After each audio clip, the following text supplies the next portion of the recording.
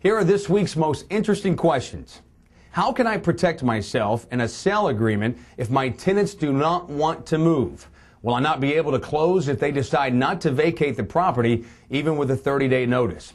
Well, unless there's a clause to the contrary, the rental continues under the terms established in the lease. If you have tenants on a property and wish to sell, you must plan ahead. Is there a lease on the property? If yes, how much time remains? Is the property now rented on a month-to-month basis with a lease? If yes, when are you required to give notice to vacate? Do the tenants want to stay or leave? You know, sometimes tenants welcome the opportunity to leave before the end of the lease term. If the tenants will leave early, get a lease modification in writing. Could the tenants be encouraged to leave with the provision of a moving allowance? Do you live in an area with rent control? If yes, what specific rules apply? Here's our next question.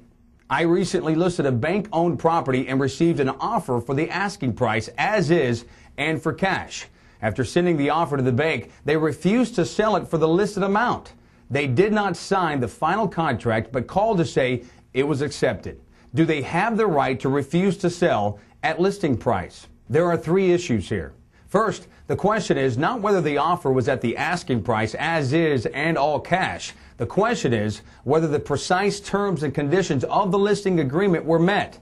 Were there other requirements in the listing that were not accepted by the prospective purchaser?